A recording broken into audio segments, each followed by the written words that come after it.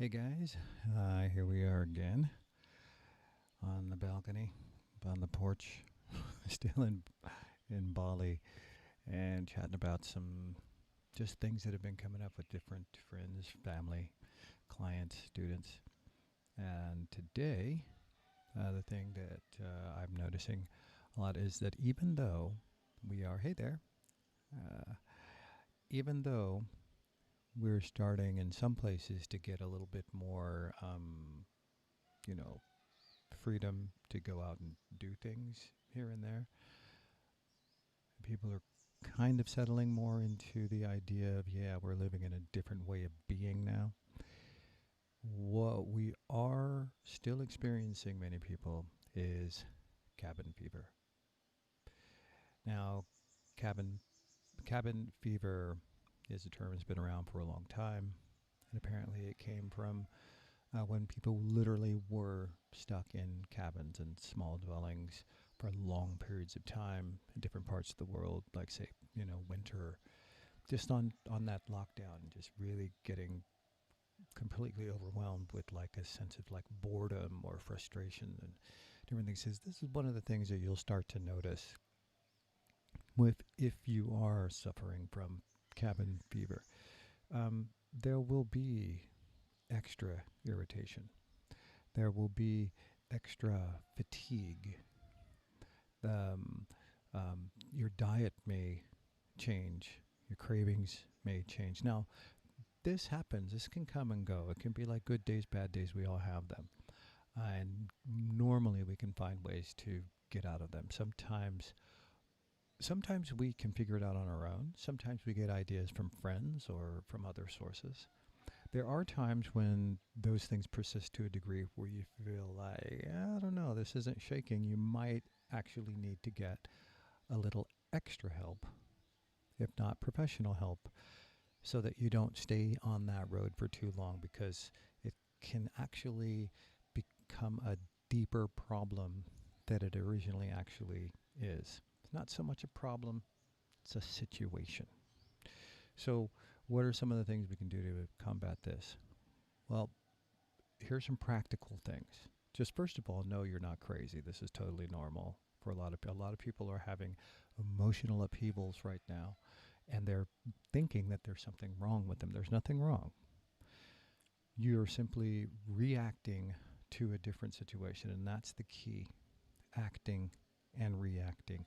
The situation you may not be able to always control the outward situation, but what you can control is how you're dealing with that situation. And here are just a couple of things to think about if this is really starting to get to you. One of the first things you might want to try, turn off the TV and turn off the computer. Now, for some people, that might seem a little scary. And turn off the phone. I know, terrifying to so many people. However, this could give yourself a chance to consciously reboot. Now, of course, when you go to sleep, all that stuff's, done. But that's a subconscious thing. You want to consciously decide, you know what? I need some extra brain space to do some different things with my brain. We're trying to, kind of trying to change up on the everyday get down. So turn off television. Different ways to be creative that you don't normally employ. Give that a shot. Like literally creative things. Now you can make that whatever you want it to be.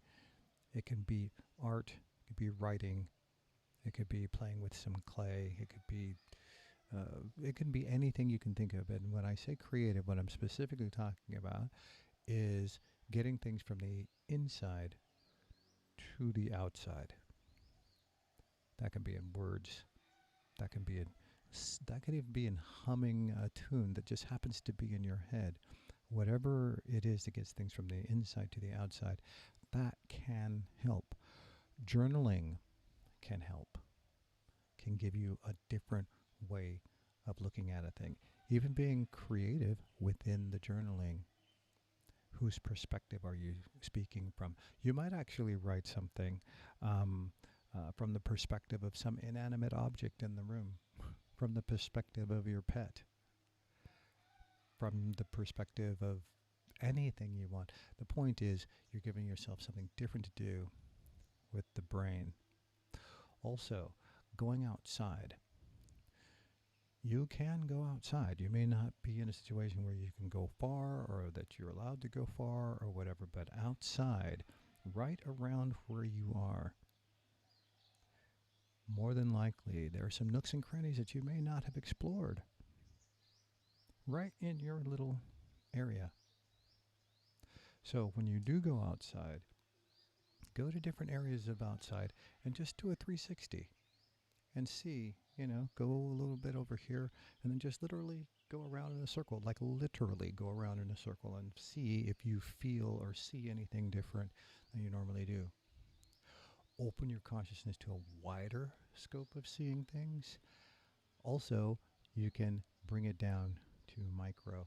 Take a look at that leaf. Take a look at the veins in that leaf. Imagine the cells in there. There are different things to do with the brain. Also, now here's one that I know a lot of folks are doing because it keeps coming up, and it's a natural thing. Rearranging things in the house, rearranging furniture, rearranging the room, changing the walls, redecorating, repainting, doing all kinds of things.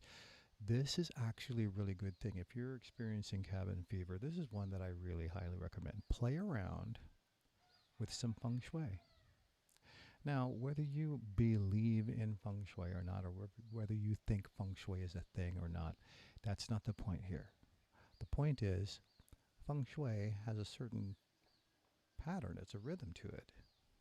So it can be fun to literally just go online and read up some basic feng shui for the kitchen, feng shui for the bedroom, feng shui for the living room, whatever. You can do the natural feng shui thing, which is, that lamp doesn't seem right over there. Let me try it over here. That works as well. So the through line of all these different things to try is to give yourself a different angle from which to take a look at the situation that you're in, which actually starts with taking a look at the situation that you're in, because you may be experiencing bits of cabin fever to a degree that you may not realize. You may know that, I'm tired of getting stuck in the house, but if it persists, if it continues, and you start to notice how everything is shifting in kind of a lower gear, that could be symptoms of anxiety, depression, or just a sense of being overwhelmed. If you consciously ride that space, if you consciously ride that calming, guide it in the way you choose it to be, it can actually be one of the most beautiful, therapeutic, and enlightening things you can do during this time of lockdown. Even though we are, in many places, able to go out and do more things, quite often people are still feeling the lockdown thing. So that's just a few things to think about. If you have any ideas you want to share, definitely drop them down here. And share this with your friends or your family or anyone you know who may be suffering with this, because as I keep mentioning, we have gone further in understanding where we are, trying to do what we're doing. Hey there. But people are still having a hard time with this lockdown thing. We can handle it. Reach out. Reach out if you're feeling like things are too heavy on your head. And back to the first suggestion of turning everything off consciously. Yeah, just take some time. Turn off the phone. Turn off the television. Even turn off the radio.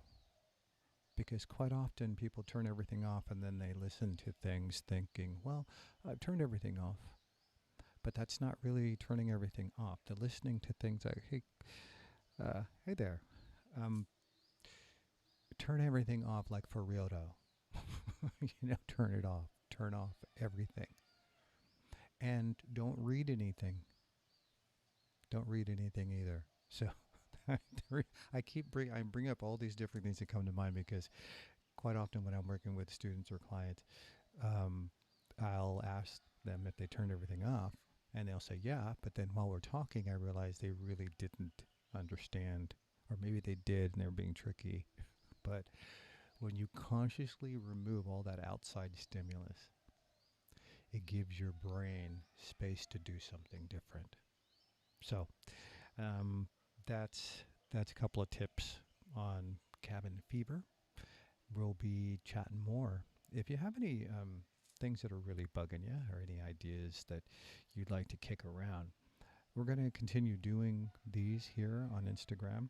Also, my podcast, Mind Your Isn't, I can't even say it.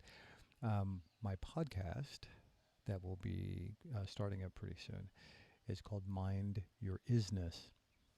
And just be calling friends around the world, just chatting about how to navigate through this wacky world while we still have a good time inside and out. So take care, and we'll talk at you soon. Ciao.